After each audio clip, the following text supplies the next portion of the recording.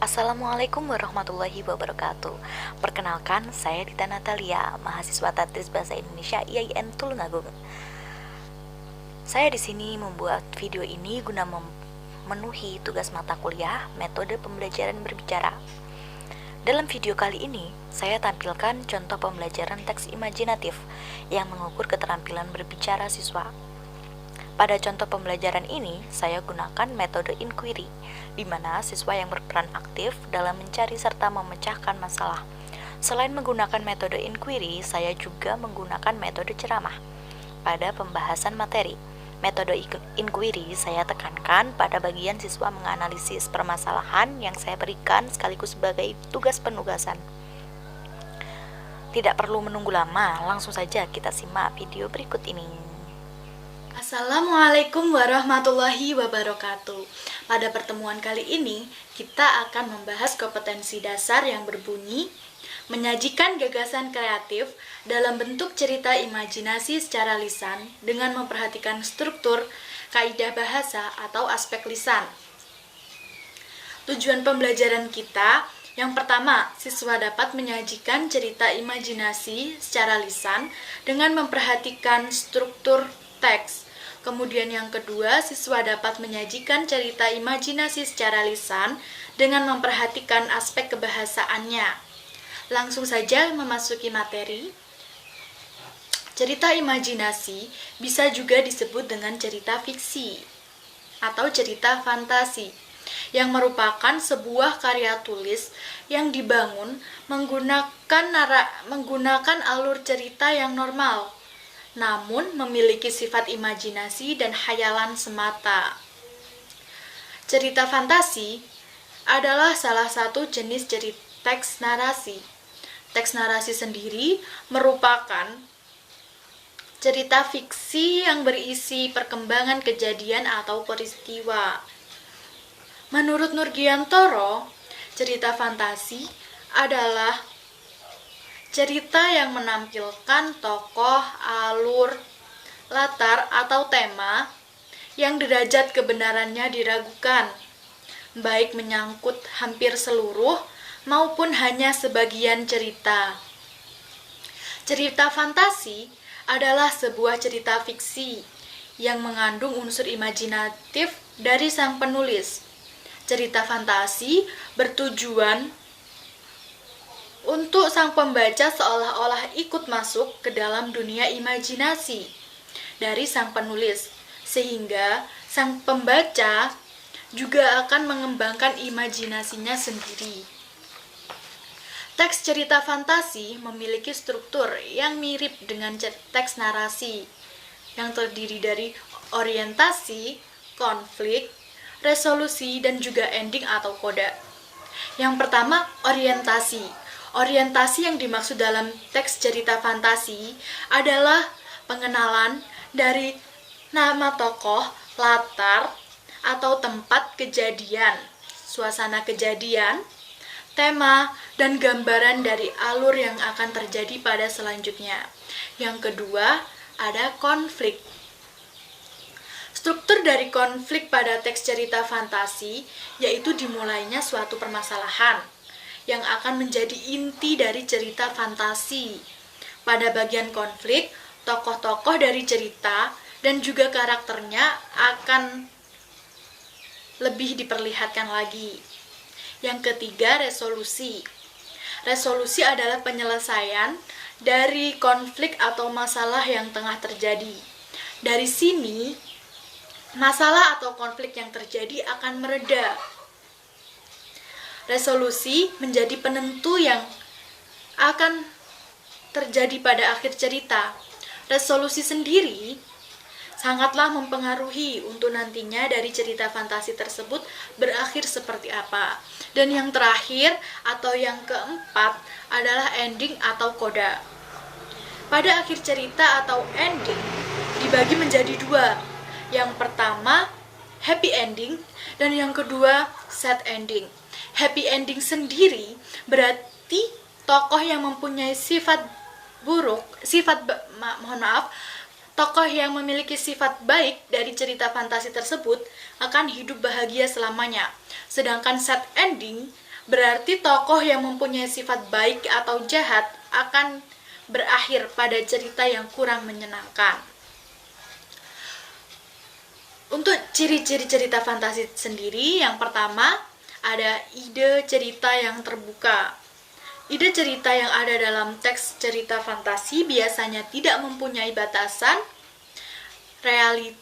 realita atau kenyataan, dan tidak mempunyai dan juga bisa dikembangkan sesuai keinginan sang penulis.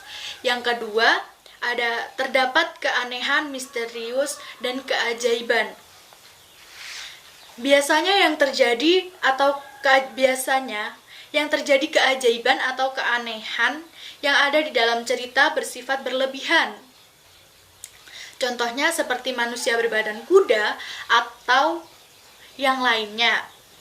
Cerita fantasi adalah suatu cerita yang merubah apapun yang tidak mungkin menjadi mungkin terjadi dalam dunia nyata, dan bisa terjadi dalam teks cerita fantasi dengan cara menghidupkan dalam bentuk cerita. Yang ketiga, latar. Latar yang digunakan dalam cerita fantasi bisa menembus ruang dan waktu. Maksudnya bagaimana menembus ruang dan waktu? Menembus ruang dan waktu yang dimaksud yaitu terjadi pada suatu tempat dan waktu. Contohnya seperti tokoh Doraemon. Kalian tahu kan perihal Doraemon? Pasti tahu.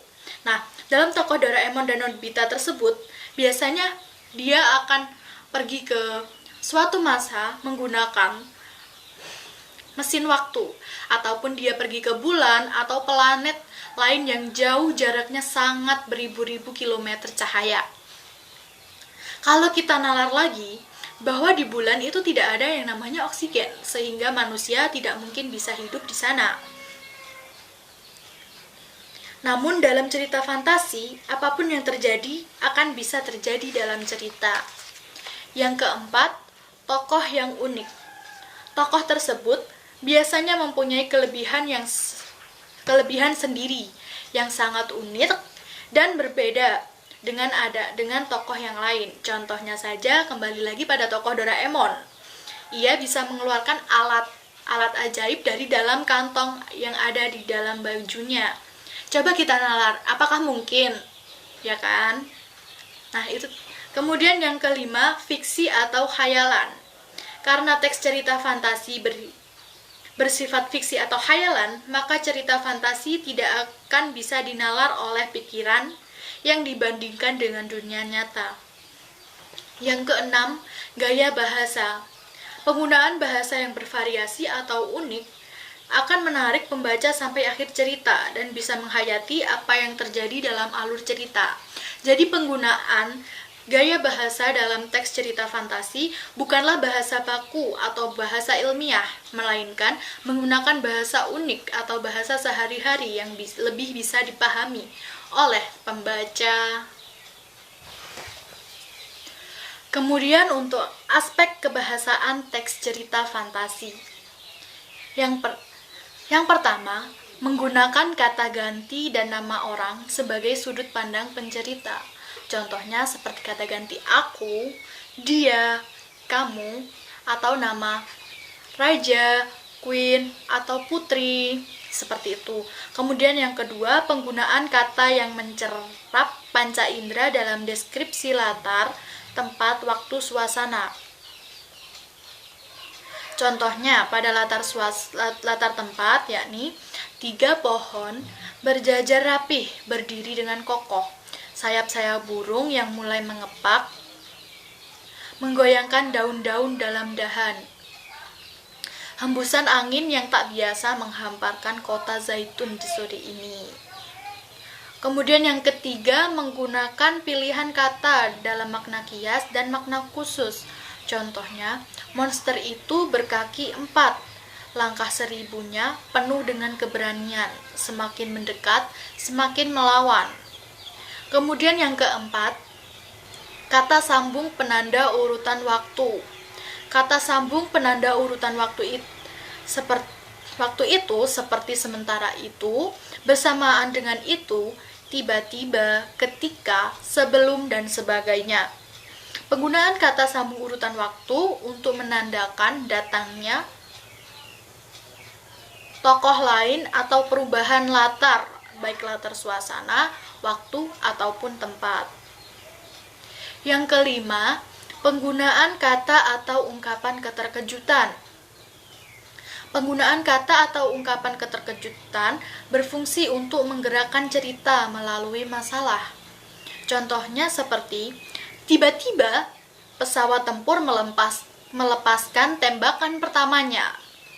Kemudian yang keenam, penggunaan dialog atau kalimat langsung dalam cerita.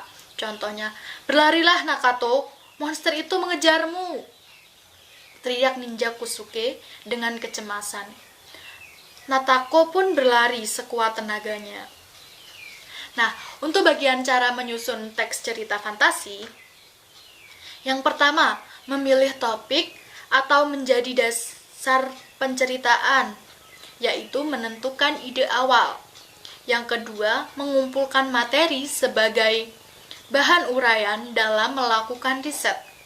Yang ketiga, menentukan pola pengembangan bahan uraian. Pengarang dapat melakukan pembuatan detail-detail awal cerita.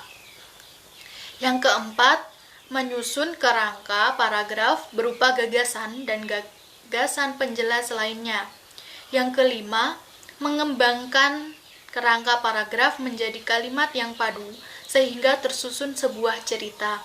Nah, itu tadi materi yang saya sampaikan. Kemudian selanjutnya, yakni contoh pembacaan teks cerita fantasi. Cerita fantasi yang akan saya bacakan berjudul Gina yang Suka Membantu. Di sebuah rumah tua di pinggir kota, hiduplah seorang tukang sepatu yang sangat tua. Ia memelihara kucing betina yang diberi nama Gina.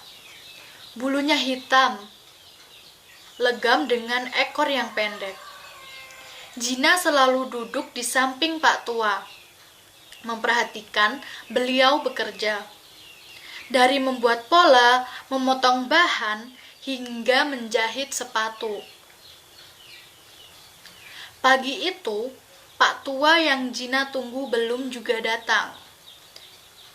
Gina melihat tumpukan sepatu yang baru setengah jadi di meja kerja Pak Tua. Tiba-tiba pintu terbuka, dan Pak Tua masuk sambil terbatuk-batuk. Wajahnya pucat, dan jalannya sempoyongan. Setelah mengelus bulu Gina untuk menyapa, Pak Tua mulai bekerja kembali. Tak lama kemudian, pintu ada yang mengetuk. Dengan pelan, Pak Tua membuka pintu. Pak, sepatunya bisa selesai kapan? Bapak sudah mundur 3 hari dari perjanjian, kata tamu itu dengan suara tinggi. Maaf Pak, akan saya selesaikan segera. Besok bisa Bapak ambil, kata Pak Tua sambil terbatuk-batuk. Baik, saya harap besok sudah jadi. Bila belum jadi, saya minta uang saya dikembalikan, kata tamu itu berlalu tanpa pamit. Pak Tua kembali bekerja sambil terbatuk-batuk dan sekali menyeka keringatnya. Gina mengawasinya. Dia sungguh berharap dapat membantu Pak Tua bekerja. Tiba-tiba, brek! Pak Tua terjatuh dari kursinya. Gina mendekatinya. Pak Tua tampak seperti sedang tidur. Lama Pak Tua terbaring di lantai dan tak kunjung juga bangun. Gina menatapnya sedih. Dia menatap kedua pasang kakinya, berharap dapat membantu Pak Tua. Tanpa terasa, air mata Gina menetes dan membasahi kaki depannya.